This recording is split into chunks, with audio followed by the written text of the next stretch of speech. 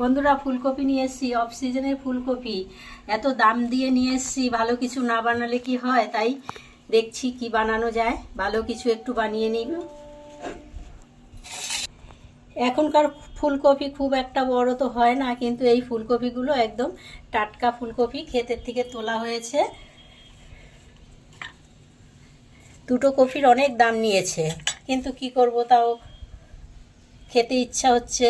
Of সিজনে ফুলকপি নিয়ে আসলাম। এরকম করে ফুলকপিটা একটু কেটে নেব। অফ সিজনের ফুলকপি কিন্তু খেতে খুব টেস্ট হয়।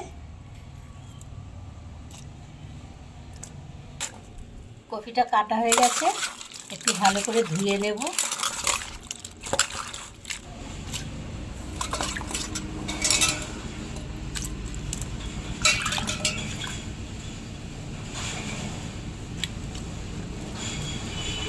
এবার এই কপিটা একটু হালকা করে ভাপ দিয়ে নেব। খুব বেশি সিদ্ধ করব না, একটু হালকা করে ভাপ দিয়ে নেব। তার জন্য একটা মশলা তৈরি করে নেব। তো এখানে 1 চামচ পোস্ত নিয়েছি, দিয়ে দেব। আর এই দেখেন, কাজু আর কিশমিশ একসাথে ভিজিয়ে রেখেছি, দিয়ে দেব। আদা নিয়েছি, আদাটা দিয়ে দেব। আদাটা পরিমাণ মতোই দেবেন, খুব বেশি দিলে কিন্তু তরকারি তিতো হয়ে যাবে। এবার একটা টমেটো নিয়েছি, টমেটো দিয়ে দেব। আর দেব 2টো কাঁচা লঙ্কা, দিয়ে একসাথে একটা মিহি পেস্ট তৈরি করে নেব। কড়াই বসিয়েছি, কড়াইতে এবার দিয়ে দেব সরষের তেল। তেল গরম হয়ে গেছে, এখানে আমি 2টো আলু মিডিয়াম সাইজের ডুমো করে কেটে রেখেছি, আলুটা ভেজে নেব। আপনারা চাইলে আলু ছাড়াও করতে পারেন, কারণ কপি অল্প তো, তাই আমি একটু অল্প করে আলু দেব। আলুটা একটু লাল লাল করে ভেজে নেব।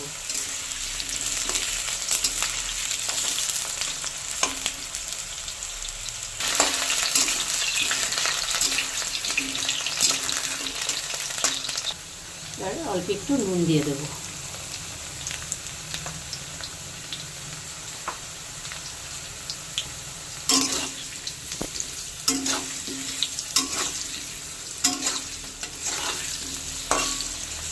আলু ভাজা হয়ে গেছে, তুলে নেব।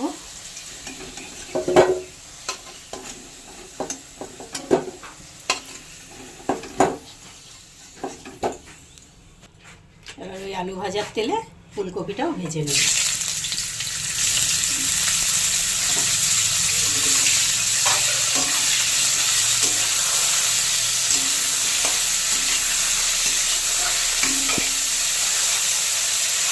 এবার অল্প একটু হলুদ দিয়ে ফুলকপিটা ভেজে নেব।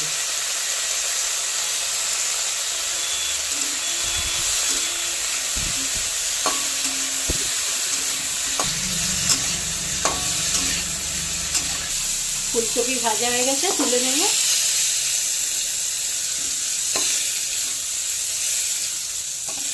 আর অল্প একটু তেল দিয়ে দেব। এবার ফোড়ন দেব। গোটা গরম মশলা, গোটা জিরে, তেজপাতা, লবঙ্গ, দারচিনি।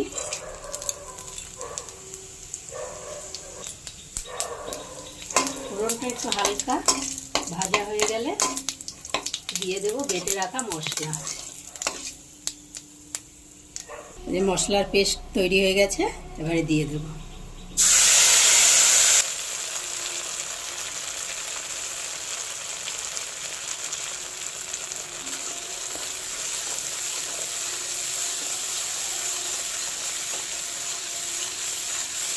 এবার ভালো করে একটু মশলাটা কষাবো।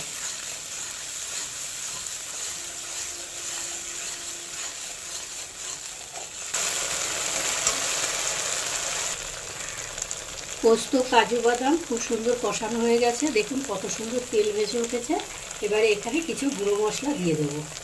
জিরের গুঁড়ো 1 চামচ, ধনে গুঁড়ো 1 চামচ, হাফ চামচ লাল লঙ্কার গুঁড়ো, মানে আমি কাঁচা লঙ্কা দিয়েছি 2টো, তাই লঙ্কার পরিমাণটা বুঝেই ব্যবহার করতে হবে। এবারে দিয়ে দেবো স্বাদ মতো লবণ। এই রান্নাটায় কিন্তু হলুদ করবে না, হলুদ ছাড়াই করব রান্নাটা। এইবার অল্প একটু জল দিয়ে ভালো করে মশলাটা কষাবো।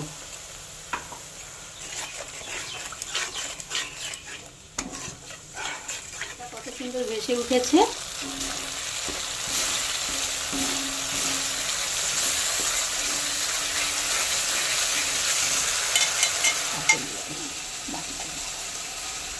এবার এখানে আমি 1 চামচ ছানা নিয়েছি, ছানা, দুধের ছানা, ছানাটা দিয়ে দেবো।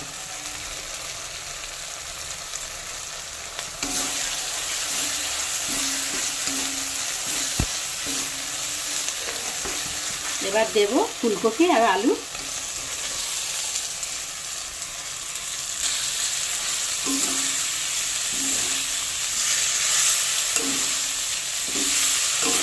একটু সামান্য জল দিয়ে ভালো করে কষাবো।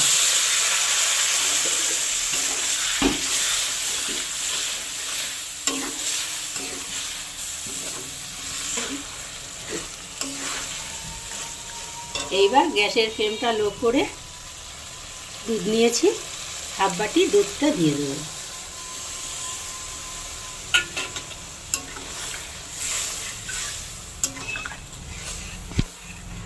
এই রান্নাটা দুধ দিয়েই হবে, আপনারা কিন্তু জল ব্যবহার করবেন না। মশলাটা কষানোর সময় অল্প একটু জল ব্যবহার করা যেতে পারে, কিন্তু রান্নার সময় একদমই জল দেবেন না, তাতে স্বাদটা খুব ভালো থাকবে। এবার ঢেকে 5 মিনিট রান্নাটা ফুলে রেখে দেব।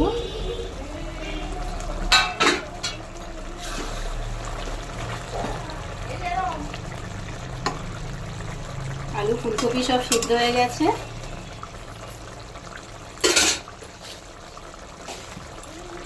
এবারে দিয়ে দেব সামান্য একটু চিনি। নিরামিষ রান্নায় একটু মিষ্টি মিষ্টি ভালো লাগে, চিনিটা দিলে স্বাদটা ঠিক ব্যালেন্সেই থাকবে। এইবারে দিয়ে দেব শাহি গরম মশলা,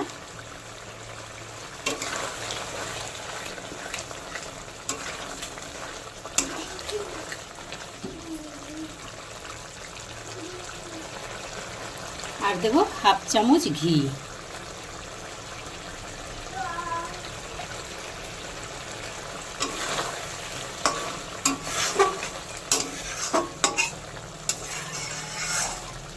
তাহলে বন্ধুরা দেখলেন তো কত সুন্দর নতুন ধরনের একটা ফুলকপির রেসিপি আপনাদের সাথে শেয়ার করলাম। এবার নামিয়ে নেব, হয়ে গেছে।